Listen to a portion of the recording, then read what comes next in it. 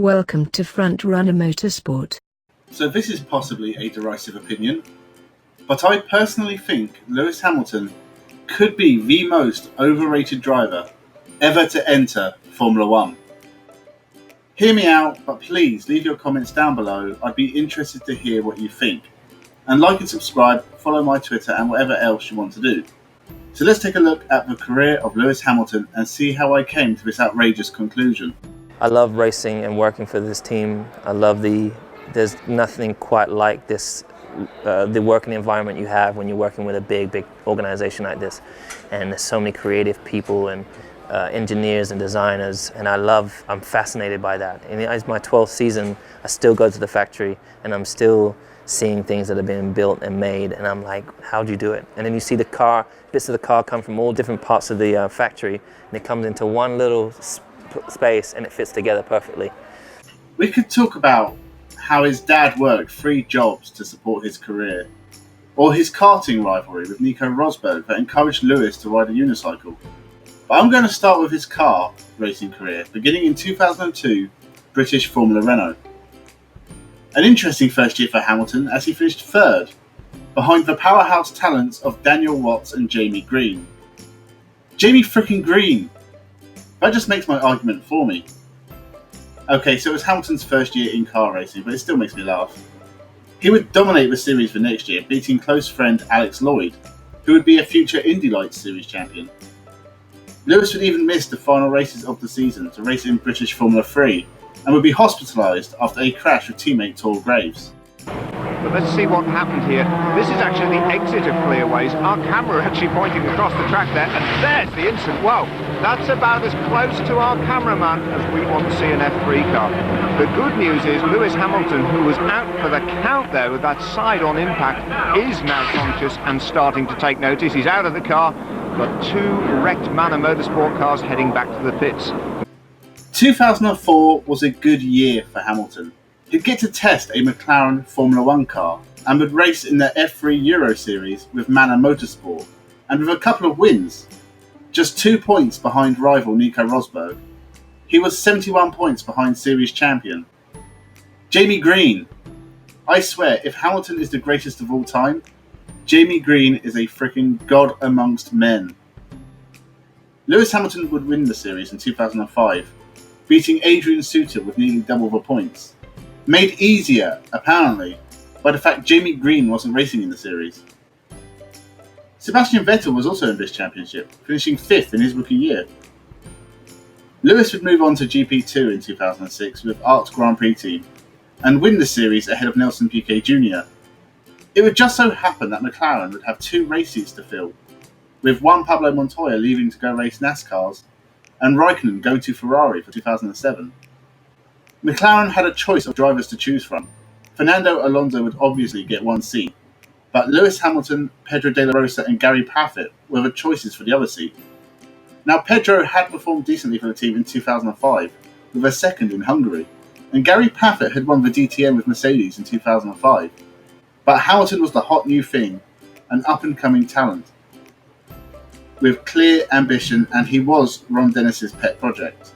He was the perfect choice to be Fernando Alonso's protege. It's nice to be down here at McLaren with a British winner, and a significant British winner. Congratulations to Lewis Hamilton, who's such a wonderful prospect in British motorsport. Double winner in GP2 this weekend, winning yesterday and winning today. Congratulations on that. How big a breakthrough, how big an achievement for you? It's a fantastic achievement for myself this weekend and for the team. You know, we've worked very hard in pre-season testing, and I've not really had the best first couple of races, and to come here and have a double is fantastic for all of us and for the team. So what do you expect from a rookie in his first year in Formula 1? Even in the best car in the field, you maybe expect consistency, and any victories would be a bonus far exceeding expectation. How about winning 4 races, the most since Jacques Villeneuve in 1996, and still the joint record? And challenging for the World Championship, fighting the more experienced Fernando Alonso and Kimi Raikkonen. There was a real chance Lewis Hamilton could have been the first debut champion since Farina in the first World Championship circa 1950. But then the feud with Alonso happened. At the midpoint in the season, Hamilton won both the Canadian and USA Grand Prix, and was leading the championship, the youngest ever to do so. But it was at Hungary things started to get a little spicy. Alonso was given a grid penalty for blocking Hamilton in the pit lane in qualifying, preventing Hamilton from setting a lap. Hamilton would eventually win the race. The first mistake Hamilton made was in China, when on old tyres he slid into the gravel whilst heading into the pits. At the final round in Brazil, Hamilton had an interesting race, dropping places at the start, and then gearbox trouble dropped him even further. But he battles back to 7th, but it was not enough to beat Raikkonen in the championship race. He came back in a stronger position in 2008. Alonso had left for Renault, Raikkonen drove like he was hungover the entire year, and his closest championship match was Ferrari B driver Felipe Massa. Hamilton made mistakes in the year, like crashing into Raikkonen in Canada after missing a red light in a pit lane, like a 16-year-old joyrider in a Vauxhall Nova. This was a season lost rather than a season won, after both Massa and Hamilton made mistakes. Hamilton was given a penalty at Spa after cutting the chicane, and Massa missed out on points due to a disastrous pit stop in Singapore. Hamilton's engine blew in Hungary, and Massa was penalised for hitting Hamilton in Fiji. It all came down to Brazil, and Massa looked like he was champion after Vettel overtook Hamilton. But Hamilton overtook Glock at the last corner and took the championship by a single point from poor Felipe Massa, and Hamilton was the youngest champion forever, until Vettel won a couple of years later. 2009 was not a great year for Hamilton, and part of the problem I have with him, especially in terms of him being overrated, you always hear the comparisons to Senna, but Senna finished second in the wet at Monaco in a heavy and underpowered Tolman Hart, and he probably would have run that race if it wasn't red flagged. Hamilton, in a slightly dodgy McLaren, finished 12th and spent the race bitching and moaning on the radio. McLaren improved in the second half of the year, and after getting a double diffuser, and Hamilton took a couple of wins, but finished the year in 5th, his joint worst. Teammate Kovalainen finished 12th, so there's that. Do anything? Can he run it up the inside of Vettel? Only a few corners to go now, and desperation starts to creep in for Lewis Hamilton. Raikkonen's third, and is that Glock? Is that Glock going slowly? It is, it's Glock! Oh my goodness me! Hamilton's back in position again. 100,000 local hearts sink in the grandstands. It's handed the place back to Hamilton. He comes through, and if I'm absolutely right, I'm sure that he is going to claim 5th place, which is all he needs to do to become the 2008 Formula One World Champion, Lewis Hamilton. And you will... Well, the Ferrari boys are celebrating. They both think they've won it. Ferrari are wrong. They're absolutely wrong. Hamilton's finished 5th, and Lewis, the father, has just realised that he celebrated a little bit too early. And Nicole Scherzinger, the girlfriend of Lewis Hamilton, hugs Aki Hintze, his head doctor. You will never see a more dramatic conclusion to any motor race, let alone a Grand Prix, than that. And the result of it all is that in the most harem-squarum way possible, he doesn't make it easy for himself, does he? Lewis Hamilton is the world champion. Unbelievable. 2010, Hamilton was joined by Jenson Button, and McLaren were in much better shape to fight for the title. Hamilton would win at Canada and Turkey to put himself in with a chance, but crashes at both Italy and Singapore gave him a slim hope of winning the title at the final round. He had finished second to Vettel and 4th in the championship. 2011 started with Lewis Hamilton dismissing Red Bull as just a drinks company. They would dominate the next 4 years, so pretty dumb realistically. I doubt he'd say that today.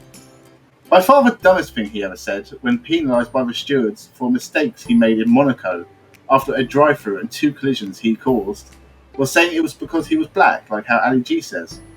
Kind of like Maldonado saying it's because he's Venezuelan and not because he crashes into everybody on a regular basis. Hamilton and teammate Button collided, causing Hamilton to retire in Canada. Button would win after the drive of his life. 2011 wouldn't really improve for Hamilton, driving into Massa twice more and being told he was incapable of using his brain. It's been said specifically by Alonso that Hamilton had bad cars in 2009 and 2011. 2009 maybe, although towards the end of the year it was probably the 2nd or 3rd best car on the grid. In 2011 it was in no way a bad car. Button finished 2nd in the championship. But Hamilton had a mistake-prone year, and honestly it was a turning point, and for the most part he'd learned from these errors to become a more complete driver. His final year with McLaren was a vast improvement. He'd win at Canada and Hungary, got smashed by Grosjean in Belgium, winning in Italy and America before retirements at Brazil and Abu Dhabi. He'd finished 4th in the final standings, 2 points ahead of Button, and leave McLaren for Mercedes.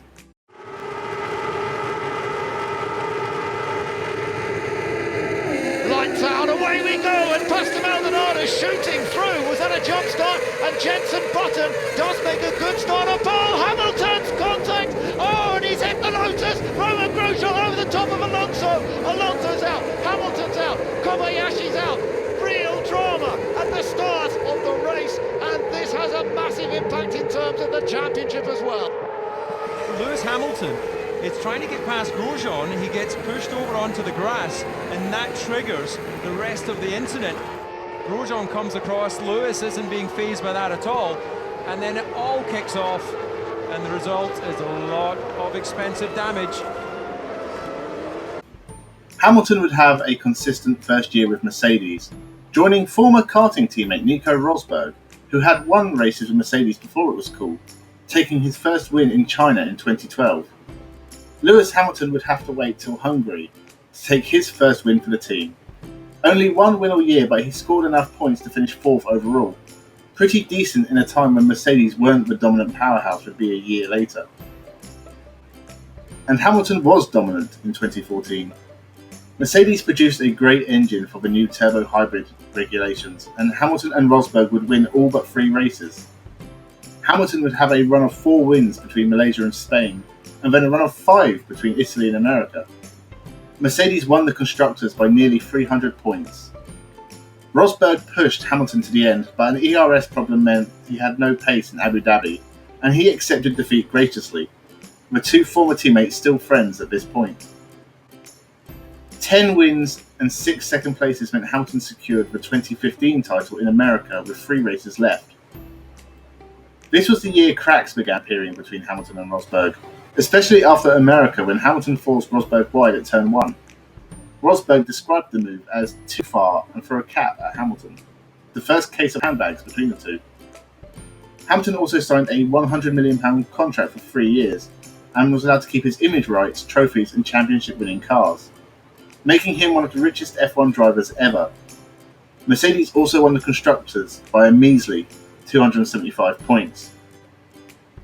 Rosberg had won the last 3 races of 2015 and took that form into 2016 by winning the first 4 races, before Hamilton took both of the Mercedes cars out in Spain in a big crash, allowing Verstappen to win on his Red Bull debut.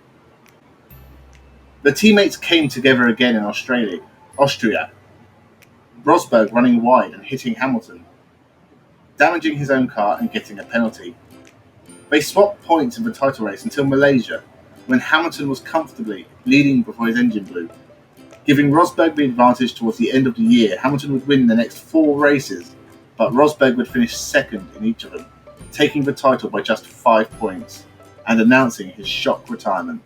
Round turn 3 we go, and it's Nico Rosberg, and Hamilton's onto the grass, and Hamilton's had a massive crash, and he's crashed into his teammate. The 2 Mercedes come together as Hamilton tried to pass on the inside, and he can cover his hands over his eyes, and he won't want to see that again. We have the safety car out here, but the 2 silver arrows have crashed on the opening lap. Hamilton takes out his teammate.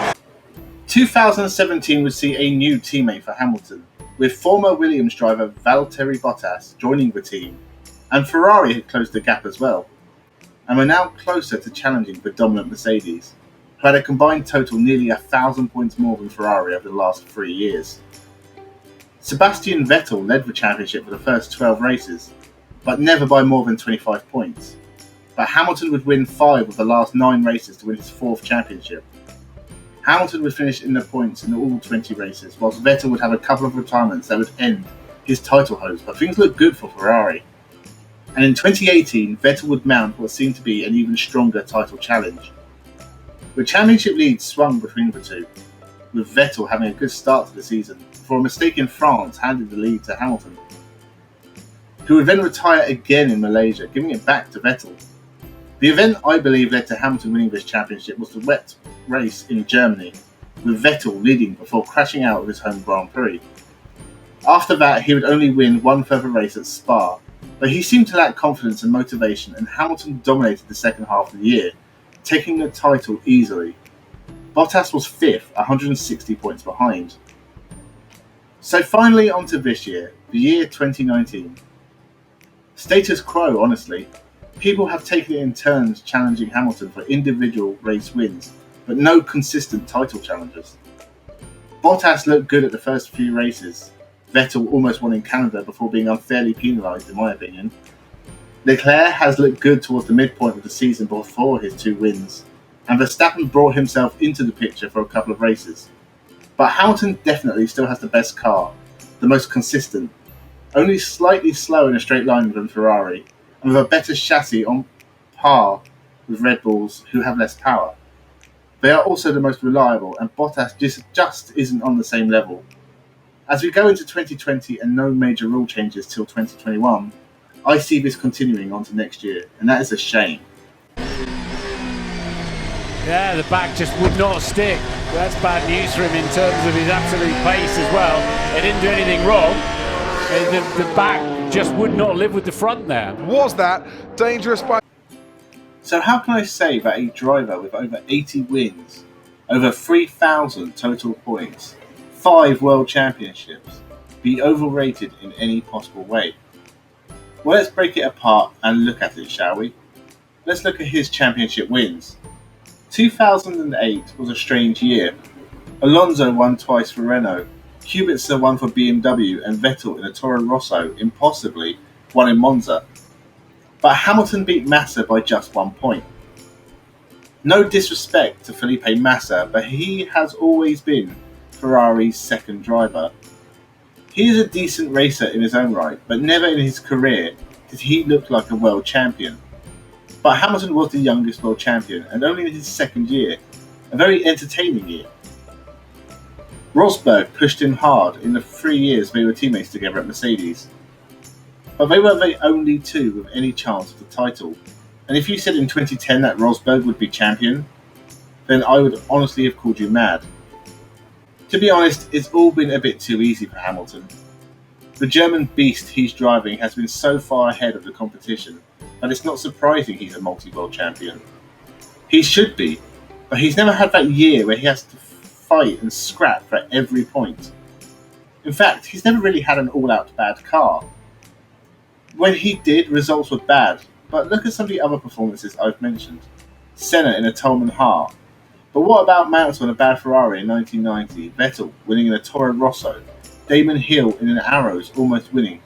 These are things remembered forever, but Hamilton has always had one of the best cars in the field. It's hard to measure. But most of all is the comparisons to Senna. Hamilton may have won more championships, but it's just numbers. In the late 80s, early 90s, the races were more open, more could go wrong. And if you watch Senna, he is in a different league. Hamilton is a top-tier driver, but not the greatest of all time. Not by a long shot. He will hold most records when he decides to retire.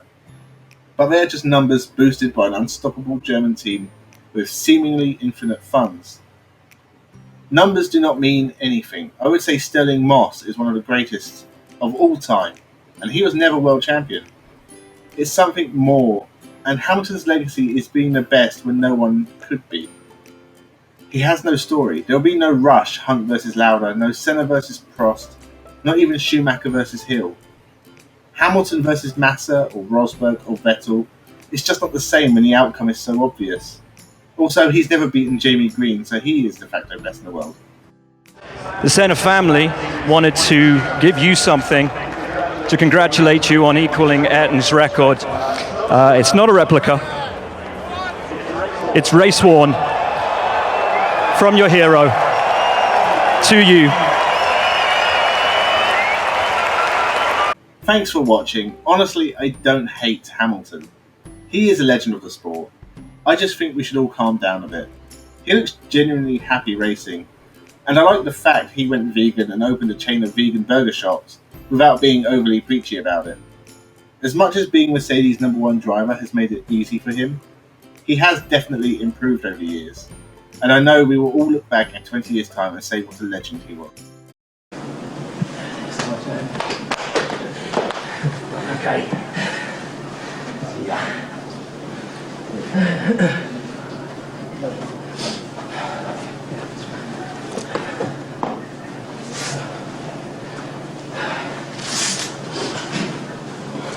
Anyway, please leave your thoughts down below, subscribe and like for more motorsport content, check out the playlist for the underrated videos.